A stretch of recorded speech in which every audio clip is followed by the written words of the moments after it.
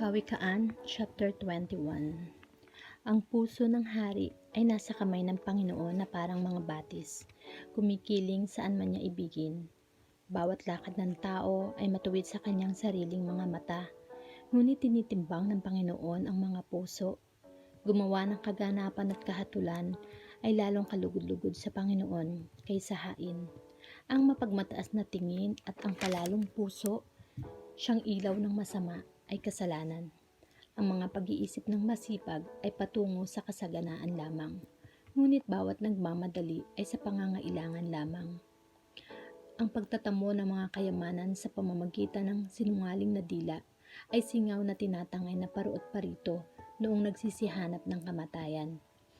Ang pangdadahas ng masama ay siya ring papalit sa kanila sapagkat sila'y nagsitangging magsigawa ng kahatulan. Ang lakad ng nagpapasa ng sala ay lubhang liko, ngunit tungkol sa malinis, ang kanyang gawa ay matuwid. Lalong maigi ang tumahan sa sulok na bubungan, kaysa palatalong babae sa maluwang na bahay. Ang kaluluwa ng masama ay nagnanasa ng kasamaan. Ang kanyang kapwa ay hindi nakakasumpong ng lingap sa kanyang mga mata. Pagka ang mangduduwahagi ay pinarusahan, ang musmos ay nagiging pantas. At pagka ang pantas ay tinuruan, siya'y tumatanggap ng kaalaman. Pinagninilay ng matuwid ang bahay ng masama, kung paanong napapahamak ang masama sa kanilang pagkapariwara. Ang nagtatakip ng kanyang mga pakinig sa daing ng dukha, siya naman ay dadaing, ngunit hindi didinggin. Ang kaloob na lihim ay nagpapatahimik ng galit, at ang alay sa sinapupunan ay ng malaking puot. Kagalakan sa matuwid ang gumawa ng kahatulan, ngunit kapahamakan sa mga manggagawa ng kasamaan. Ang tao na gumagala sa labas ng daan ng kaunawaan, magpapahinga sa kapisanan ng patay. Ang umiibig ng kalayawan ay magiging dukha. Ang umiibig sa alak at langis ay hindi yayaman.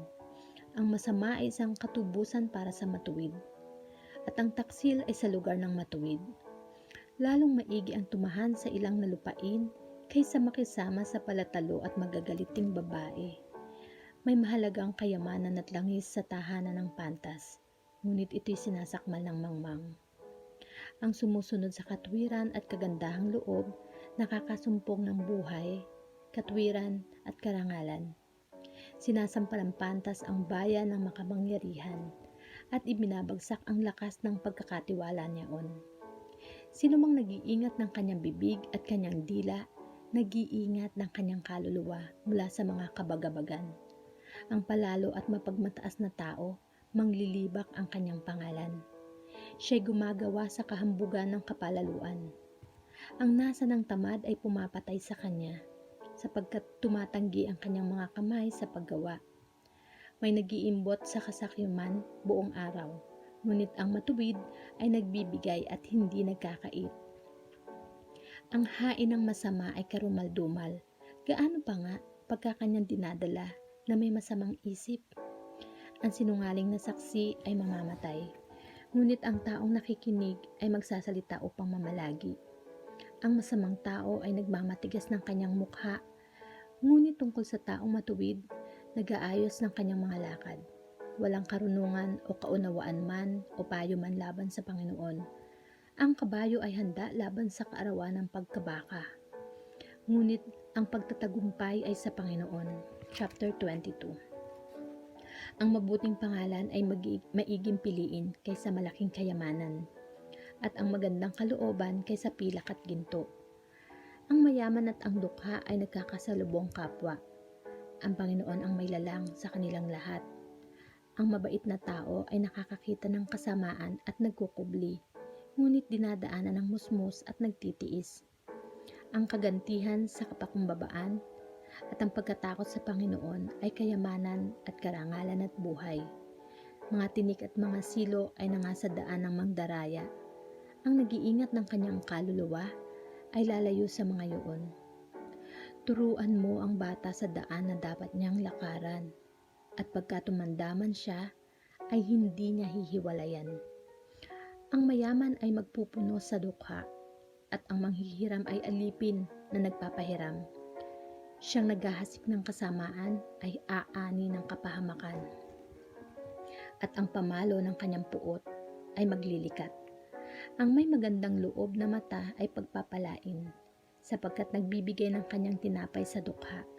Itaboy mo ang manglilibak at ang pagtatalo ay maaalis. Oo, ang pagkakaalit at pagduduwahagi ay matitigil. Siyang umiibig ng kalinisan ng puso, dahil sa biyaya ng kanyang mga labi ay magiging kanyang kaibigan ng hari. Ang mga mata ng Panginoon ay nag-iingat sa maalam, ngunit kanyang ibinabagsak ang mga salita ng taksil. Sinasabi ng tamad, may leon sa labas, mapapatay ako sa mga lansangan. Ang bibig ng masasamang babae ay isang malalim na lungaw. Siyang nayayamot sa Panginoon ay mabubuwal doon. Ang kamangmangan ay nababalot sa puso ng bata. Ngunit ilalayo sa kanya ang pamalong pangsaway. Ang pumipighati sa dukha upang magpalago ng kanyang pakinabang, at ang nagbibigay sa mayaman ay humahanga sa pangangailangan lamang. Ikiling mo ang iyong mga pakinig at iyong dinggin ang mga salita ng pantas, at ihilig mo ang iyong puso sa aking kaalaman, sapagkat maligayang bagay kung iyong ingatan sa loob mo, kung mga tatatag na magkasama sa iyong mga labi, upang ang iyong tiwala ay malagak sa Panginoon. Aking ipinakikilala sa iyo sa karawang ito, oo sa iyo. Hindi ba ako sumulat sa iyo ng mga marilag na bagay, ng mga payo at kaalaman, upang ipakilala sa iyo ang katunayan ng mga salitang katotohanan, upang iyong maibalik ang mga salita ng katotohanan sa kanila na nagsusugo sa iyo?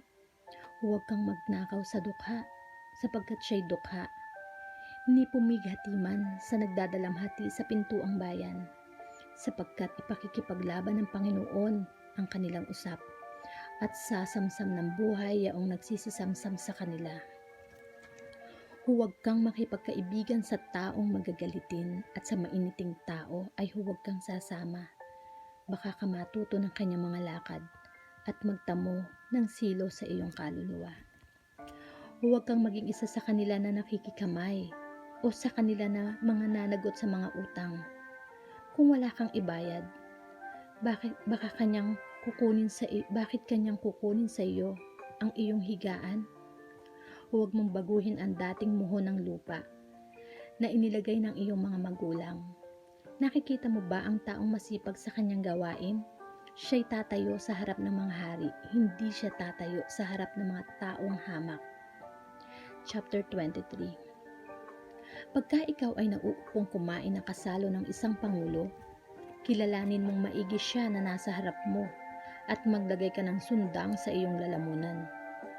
Kung ikaw ay taong bigay sa pagkain, huwag kang mapagnais ng kanyang mga masarap na pagkain. Yamang mga marayang pagkain, huwag kang mainip sa pagyaman. Tumigil ka sa iyong sariling karunungan. Iyo bang itititig ang iyong mga mata sa wala? Sapagkat ang mga kayamanan ay tunay na nagsisipagpakpak gaya ng mga agila na lumilipad sa dakong langit. Huwag mong kanin ang tinapay niya na may masamang mata. Ninaisin mo man ang kanyang mga masarap na pagkain, sapagkat kung ano ang iniisip niya sa loob niya, ay gayon siya. Kumain ka at uminom ka, sabi niya sa iyo, ngunit ang puso niya ay hindi sumasayo. Ang subo na iyong kinain ay iyong isusuka, at iyong iwawala ang iyong mga matamis na salita. Huwag kang magsalita sa pakinig ng mangmang, sapagkat kanyang hahamakin ang karunungan ng iyong mga salita. Huwag mong baguhin ang dating muho ng lupa, at huwag mong pasukin ang mga bukid ng ulila, sapagkat ang kanilang manunubos ay malakas. Ipaglalaban niya ang kanilang usap sa iyo. Ihilig mo ang iyong puso sa turo, at ang iyong mga pakinig sa mga salita ng kaalaman. Huwag mong ipagkait ang saway sa bata, sapagkat kung iyong hampasin siya ng pamalo, siya'y hindi mamamatay. Iyong hahampasin siya ng pamalo, at ililigtas mo ang kanyang kaluluwa sa Sheol. Anak ko, kung ang iyong puso ay magpakapantas, ang puso ko'y matutuwa. Sa makatuwid bagay ang akin. Oo, ang aking puso ay magagalak. pagka ang iyong mga labi ay nangagsasalita ng matuwid na mga bagay. Huwag managhili ang iyong puso sa mga makasalanan, kundi lumagay ka sa Panginoon buong araw, sapagkat tunay na may kagantihan, at ang iyong pag-asa ay hindi mahihiwalay. Makinig ka, anak ko, at ikaw ay magpakapantas, at patnubayan mo ang iyong puso sa daan. Huwag kang mapasama sa mga mapanglango, sa mga mayamong mangangain ng karne, sapagkat ang manglalasing at ang mayamo ay darating sa karalitaan, at ang antok ay magbibihis sa tao ng pagkapulubi. Dinggin mo ang iyong ama na naging anak ka, at huwag mong hamakin ang iyong ina kung siya'y tumanda. Bumili ka ng katotohanan at huwag mong ipagbili. Oo, karunungan at turo at pag-uunawa. Ang ama ng matuwid ay magagalak na lubos, at siyang nagkaanak ng pantas na anak ay magagalak sa kanya. Mga tuwa ang iyong ama at ang iyong ina, at magalak siyang nanganak sa iyo. Anak ko, ibigay mo sa akin ang iyong puso at malugod ang iyong mga mata sa aking mga daan, sapagkat ang isang patutot ay isang malalim na lubak, at ang babaeng di kilala ay makipot na lungaw. Oo, siya'y bumabakay na parang tulisan, at magdaragdag ng mga magdaraya sa gitna ng mga tao. Sinong may kapanglawan? Sinong may pakikipagtalo? Sinong may daing? Sinong may sugat na walang kadahilanan?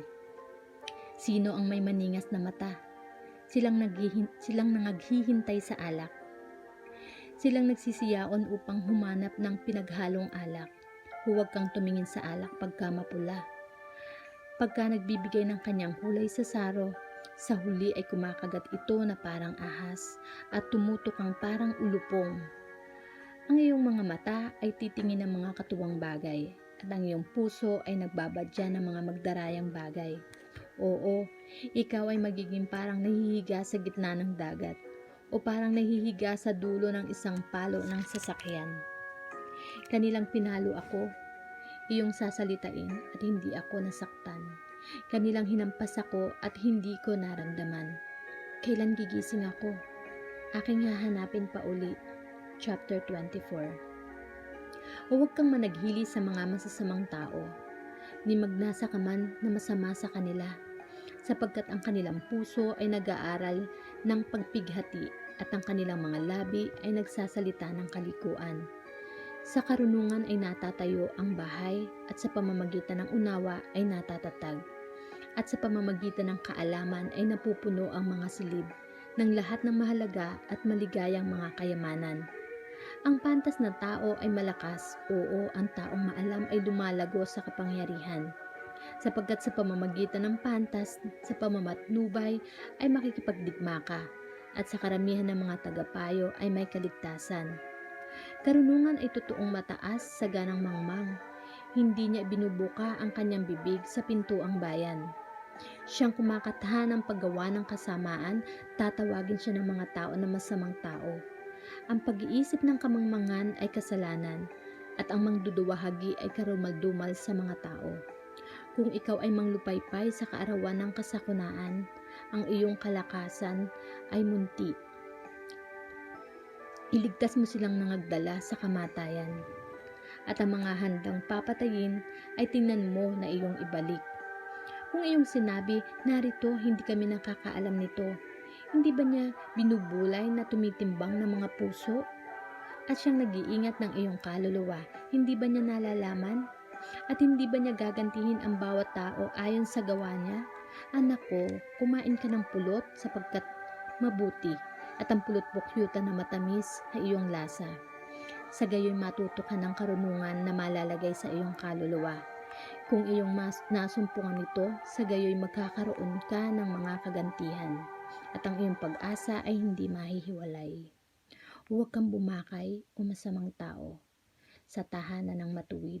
Huwag mong sirain ang kanyang dakong pahingahan, sapagkat ang matuwid ay nabubuwal na makakapito at bumabangon uli, ngunit ang masama ay nabubuwal sa kasakunaan. Huwag kang magalak pagka ang iyong kaaway ay nabubuwal, at huwag matuwa ang iyong puso pagka siya'y nabubuwal. Baka makita ng Panginoon at ipagdamdam ng loob niya at kanyang ihiwalay ang puot niya sa kanya. Huwag kang mabalisa dahil sa mga manggagawa ng masama, ni maging mapanaghiliin ka man sa masama, sapagkat hindi magkakaroon ng kagantihan sa masamang tao. Ang ilawan ng masama ay papatayin. Anak ko, matakot ka sa Panginoon at sa hari, at huwag kang makisalamuha sa kanila na mapagbago, sapagkat ang kanilang kasakunaan ay darating na bigla. At sinong nakakaalam ng kasiraan nila kapwa? Ang mga ito man ay sabi rin ng pantas. Magkaroon ng pagtangi ng mga pagkatao sa kahatulan ay hindi mabuti. Siyang nagsasabi sa masama, ikaw ay matuwid. Susumpain siya ng mga bayan, kaya yamutan siya ng mga bansa. Ngunit silang nagsisisaway sa kanya ay magkakaroon ng kaluguran, at ang mabuting pagpapala ay darating sa kanila. Siya'y humahalik sa mga labi, niyang nagbibigay ng matuwid na sagot. Ihanda mo ang iyong gawa sa labas, at ihanda mo sa iyong parang, at pagkatapos ay itayo mo ang iyong bahay. Huwag kang sumaksi laban sa iyong kapwa ng walang kadahilanan, at huwag kang magdaya ng iyong mga labi. Huwag mong sabihin, gagawin kong gayon sa kanya na gaya ng ginawa niya sa akin. Aking ibibigay sa tao ang ayon sa kanyang gawa. Ako'y nagdaan sa tabi ng bukid ng tamad, at sa tabi ng ubasan ng taong salat sa unawa. At narito, tinubo ang lahat ng mga tinik. Ang ibabaw na iyon ay natakpan ng mga dawag, at ang bakod na bato ay nabagsak. Ako nga'y tumingin at aking binulay na mabuti. Aking nakita at tumanggap ako ng turo. Kaunti pang tulog, kaunti pang idlip, kaunti pang paghahalukip-kip ng mga kamay upang matulog. Gayon darating ang iyong karalitaan na parang magnanakaw, at ang iyong kasalatan na parang nagsasandatahang tao. Chapter 25. Ang mga ito ay mga kawikaan din ni Solomon na isinali ng mga tao ni Hezekias na hari sa Huda. Kaluwalhatian nga ng Diyos na maglihim ng isang bagay, ngunit ang kaluwalhatian ng mga hari ay mag-usisa ng isang bagay, gaya ng langit sa kataasan at ng lupa sa kalaliman. Gayon ang puso ng mga hari ay hindi masayod. Alisin ang dumi sa pilak at lumalabas na isang kasangkapan sa ganang mangbububo. Alisin ang masama sa harap ng hari at ang kanyang luklukan ay matatatag sa katuwiran. Huwag kang magpauna sa harapan ng hari at huwag kang tumayo sa dako ng mga dakilang tao, sapagkat maigi na sabihin sa iyo, sumampa ka rito, kaysa sa ibaba ka sa harapan ng Pangulo na nakita ng iyong mga mata. Huwag kang makialam ng walang gunita sa pakikipagbabag. Baka hindi mo maalaman kung ano ang gagawin sa wakas niyaon, pagka ikaw ay hiniya ng iyong kapwa. Ipaglaban mo ang iyong usap sa iyong kapwa, at huwag mong ihayag ang lihim ng iba. Baka siyang nakakarinig ay umalipas sa iyo, at iyong pagkadusta ay hindi maalis. Salitang sinalita sa kaukulan ay gaya ng mga mansanang ginto sa mga bilaong pilak. Kung paano ang hikaw na ginto, ang kagayakang dalisay na ginto, gayon ang pantas na mananaway sa masunuring pakinig. Kung paano ang lamig ng nyebe sa panahon ng pag-aani, gayon ang tapat na sugo sa kanila na nagsugo sa kanya, sapagkat kanyang pinagiginhawa ang kaluluwa ng kanyang mga Panginoon. Kung paano ang mga alapaa at hangin na walang ulan, gayon ang taong naghahambog ng kanyang mga kaloob na walang katotohanan. Sa pamamagitan ng pagpipigil ng loob na napahihikayat ang Pangulo, at ang malumanay na dila ay bumabasag ng buto. Nakasumpong ka ba ng pulot? Kumain ka ng sapat sa iyo. Baka ka masuya at iyong isuka. Magdalang ang iyong paa sa bahay ng iyong kapwa. Baka siya'y mayamot sa iyo at ipagtanim ka. Ang tao na sumasaksi ng kasinungalingan saksi laban sa kanyang kapwa ay isang pangbayo at isang tabak at isang matulis na pana. Pagtiwala sa ditapat na tao sa panahon ng kabagabagan ay gaya ng baling ngipin at ang nabaliang paa. Kung paano ang nang-aagaw ng kasuutan sa panahong tagginaw at kung paano ang suka sa sosa. Gayon siyang umaawit ng mga awit na mabigat sa puso. Kung ang iyong kaaway ay magutom, bigyan mo siya ng pagkain na makakain. At kung siya'y mauhaw, bigyan mo siya ng tubig na maiinom. sapagkat ikaw ay magbubunto ng baga ng apoy sa kanyang ulo at gagantihin ka ng Panginoon. Ang hanging hilaga ay maglalabas ng ulan, gayon ang dilang maninirang puri ay nakakagalit. Maigi ang tumahan sa sulok ng bubungan, kaysa kasama ng palaaway na babae sa maluwang na bahay. Kung paano ang malamig na tubig sa uhaw na kaluluwa, gayon ang mga mabuting balita na mula sa malayong lupain. Kung paano ang malabong balon at ang bukal na nalabusaw, gayon ang matuwid na tao na nagbigay daan sa harap ng masama. Hindi mabuting kumain ng maraming pulot. Gayon ang paghanap ng tao ng kanilang sariling kaluwalhatian ay hindi kaluwalhatian. Siyang hindi pumipigil ng kanyang sariling diwa ay parang bayang nabagsak at walang kuta.